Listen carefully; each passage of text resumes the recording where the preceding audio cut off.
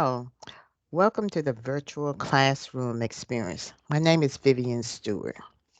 So, if you had an assignment where you had to locate scholarly articles on autism and could not use popular search engines, where would you start? Well, my task today is to provide a session on how you can use library resources in order to find scholarly resources, okay? Our starting point will be the library's homepage. So, in case you've never been on our site before, you may want to record this address, which is www.southwest.tn.edu/library. Now, when you decide to view this later on, I suggest that you view this in full screen view so that you're able to see everything. So the first thing I would like to do is just simply take a look at the library's homepage, and then we will move forward to finding articles. So at the very top, it says, Welcome to the InfoNet Library, and we have 5 locations for our students, faculty, and staff to use. There's a collage of photos from our different campus locations, followed by the announcement that we're closed to the public, but online library assistance is available through Ask a Librarian. Next, you have our mission statement, followed by the links of the most visited pages, which will be our databases, which is where we will work today.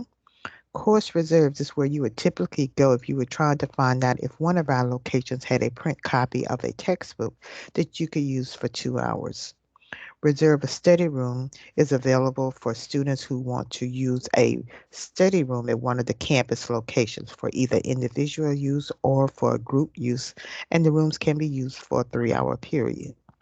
We have various forms where we gather feedback, and there are forms that allow you to request information or services from us.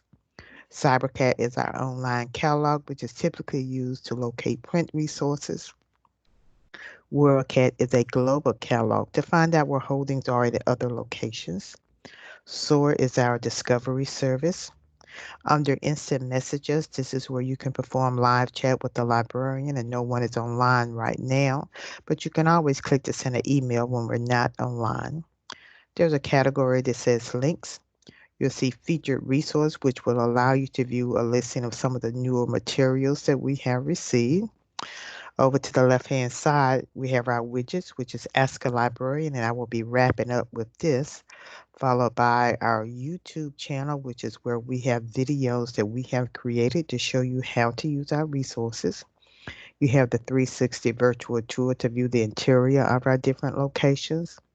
Library webinars will provide you with a schedule of online sessions, live sessions that you can attend. We have a social media presence on Facebook. Branch hours and info is typically where you can find out our operational hours, but you can also get a listing of staff members at each location. And on your computer, you will find that you can view the form for report a problem. I am just simply having problems with my computer and can't figure out why it's not displaying for me, but I'm sure it will display for you. So if you ever encounter any type of technical issues, just simply report your problem here and we could take care of it in a timely manner. Now, as I scroll up a little bit, I am now selecting databases.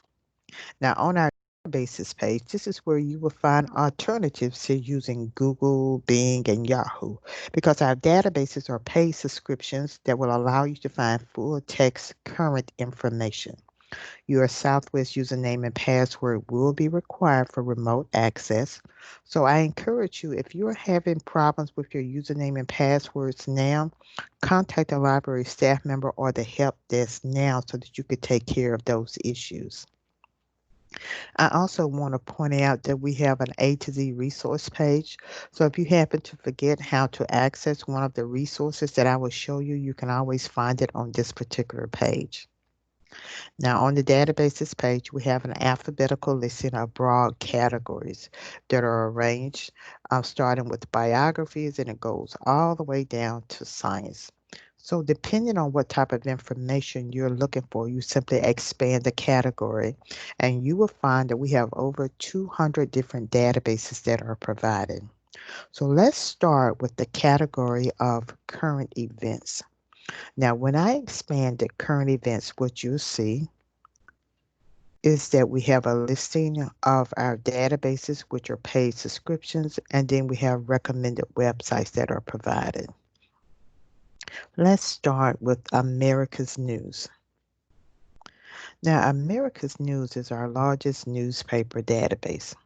And what you will notice, first of all, is that it did not ask me to log on with my Southwest username and password. That is because I was online maybe about 10 minutes ago, so it still remembered my credentials. But when you log on for the very first time, it will ask you to enter the Southwest username and password. Now, America's News has over 11,000 resources. So, of course, this is our search area, but as I scroll down, you can see we have these suggested topics. So, you may be interested in looking to see what's listed up under education, and then these are some specific sources that we can use. The first thing I would like to do is to select more search options because I want to introduce you to performing keywords. I'm sorry, I want to introduce you to performing advanced searches instead of keyword searches all the time. So it says enter any keyword such as a name, event, or topic. So my topic will be autism. It says select a field. So if I click on my down arrow, it's asking me where do I want autism to appear. Let's say I want it to appear in my headline. I have my Boolean connectors where I could use and, or not. Let's say that I'm interested in finding out about autism when it deals with girls. Okay, I know this is not a date, but where do I want girls to appear? Well, it can appear anywhere in the article. And I want to click on plus sign to add one more filter. Go directly to select a field, and I select word count. So I want to make sure that my articles have more than 500 words.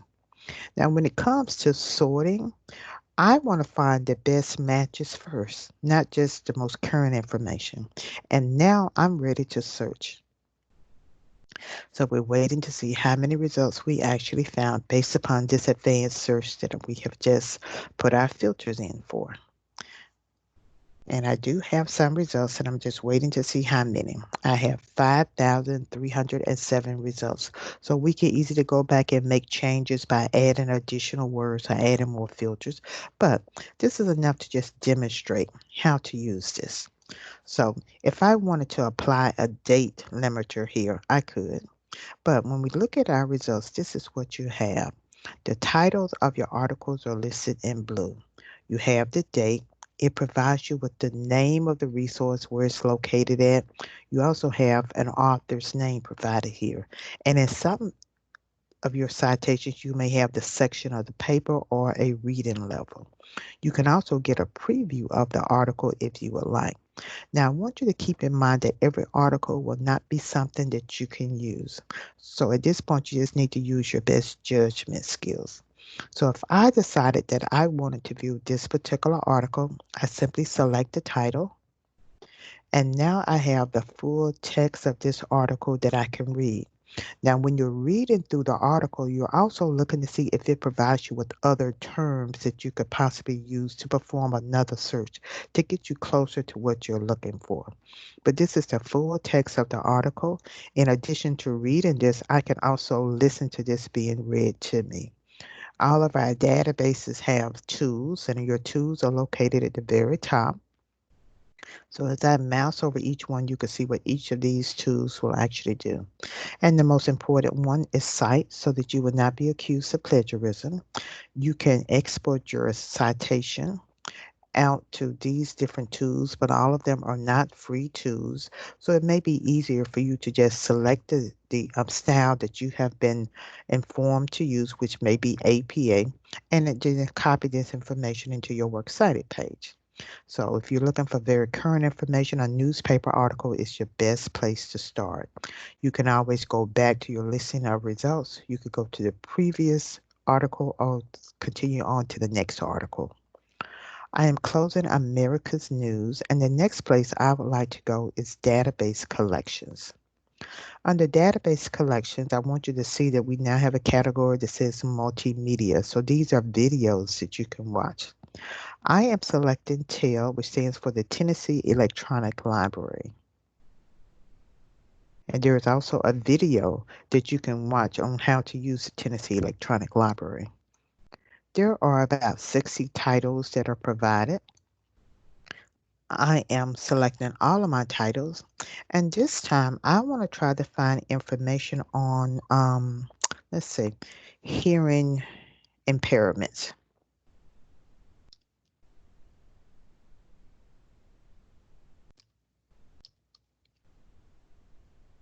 Okay, so now let's search this.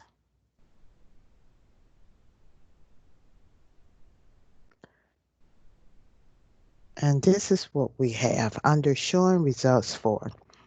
It gives you the total number of general magazine articles that it found. We have a total listing of academic journals. I have a listing of books. I have newspaper articles, images, videos that I could watch, and then there are audios. Now, keep in mind that we want to deal with hearing impairments when it comes to children. So what I want to do is just kind of revise my search a little bit and put in children. And let's see what this does when it comes to my results. So my numbers did change, but these may be closer to what I'm actually looking for. Now, I could easily filter through my results, maybe by publication date, by subject, by document type. It's already selected full text documents only.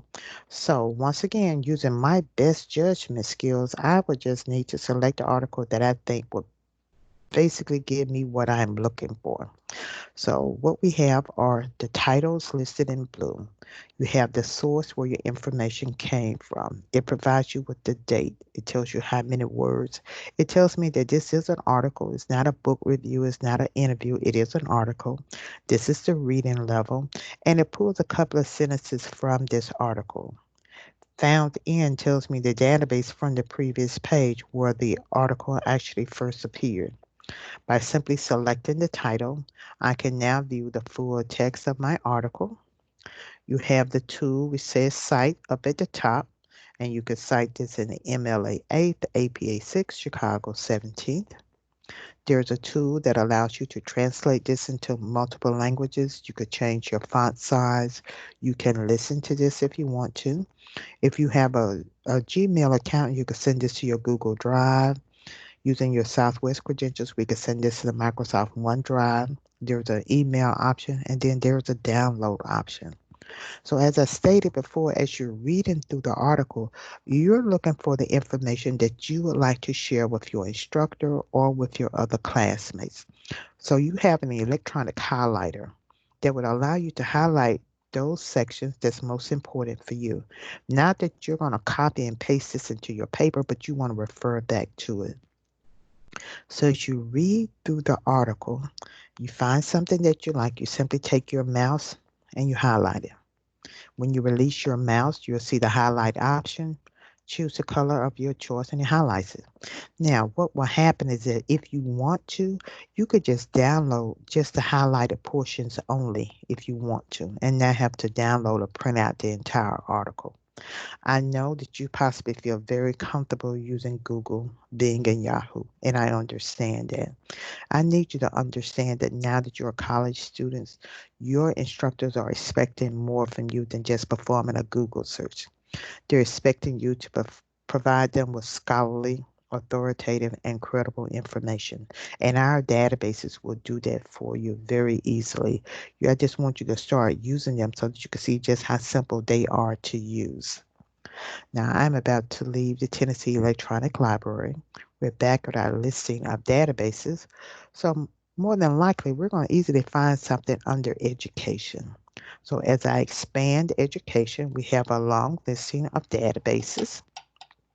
So we're just going to look at one. So let's go to education database.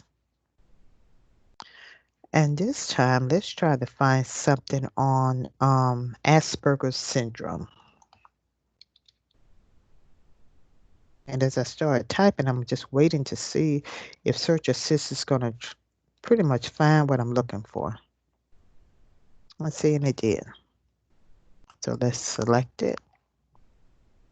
And I'm waiting to see how many results it actually finds for me. 2,608 results. So the first thing I want to do is limit this to full text. So it takes out any abstracts. And as you can see, the number did come down just a bit. So when it comes to source types, I have my scholarly journals, there are dissertations here, there are general magazines, there are some trade journals, and then there are some wire feeds. So when you look at your results, you have the titles of your articles listed. You have your author's name. You have the source it came from. It pulls a couple of sentences from the article. And then you have an option that says either PDF full text or just full text information. Once again, you just need to use your best judgment skills. So if I like this one, this is the title. And what I'm simply doing is selecting full text PDF. And now the full text of this article is still loading up for me, but this is the scanned version. This is how it looked when it originally appeared. And as you can see, this happens to be a dissertation. So I'm not sure if you really want to use someone's dissertation, but if you do, you can. But let me just simply go back to my results and select another one that may not be a dissertation. Okay, so let's try this one. It's just entitled Asperger's Syndrome. And see, this is the way it looked when it originally appeared in this particular resource. Your tools are at the top, and you can cite it from here. Let's simply close this out. I think that this would be the best category for you to use. But let's now go to the category that says, let's see, medicine health. So I want you to see health and wellness. And when it opens up, we will try to find information that for dyslexia.